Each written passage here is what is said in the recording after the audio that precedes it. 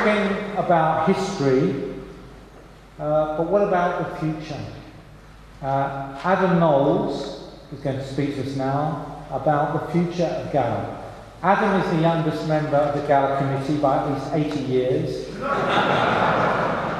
And you know you're getting old when somebody tells you what their job is and you don't understand it. He's the senior project manager at Elvis Communications. Now, what is a rationalist doing, spending all his working life trying to contact a dead pop star? I mean, I really don't get it. But anyway, we're absolutely delighted that Adam is going to come and talk about our future. Adam.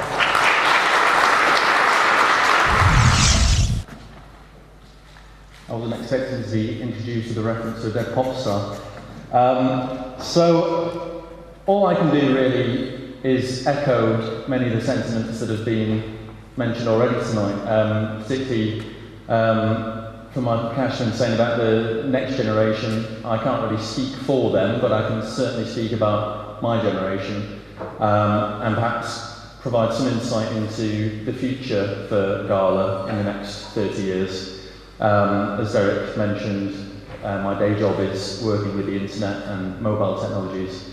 So it's a question of how that will affect things and how we can use that to take this movement forwards. That movement that was so greatly contributed to by so many people here today.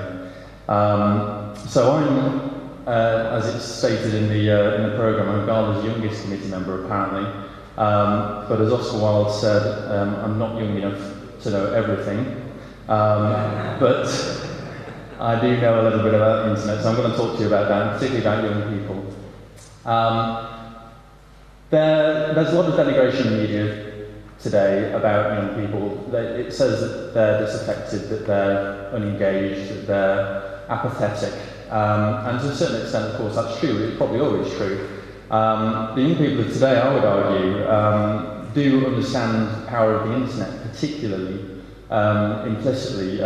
We call them digital natives because they've grown up with the internet and they understand everything about it and they use it very naturally. They understand the democratic nature of the medium. They won't tolerate censorship. They don't respectfully listen, as you'll see if you've been on YouTube. They contribute, they comment, they question. They're savvy and they're streetwise against fraudulent claims, whether that's the latest financial scam from Nigeria or whether it's some outrageous claim of a religious organisation. And they're happy and optimistic about human nature. After all, when you look at the most popular links, they are not about jihad and bomb making. They're mostly amusing videos of cats.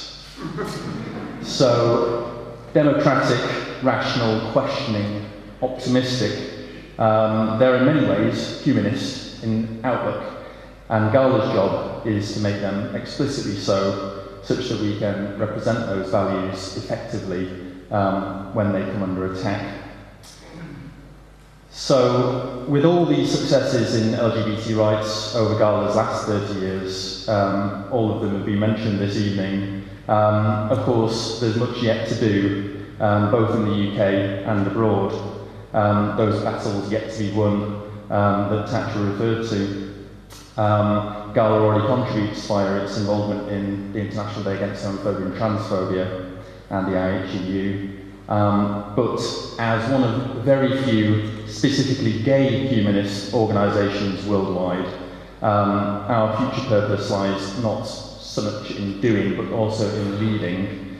And as a membership-based, democratic organisation, I was going to say bottom-up at that point, or a bottom-up kind of organisation, but I looked at her and thought better of it. We hopefully provide a model for such groups across the world.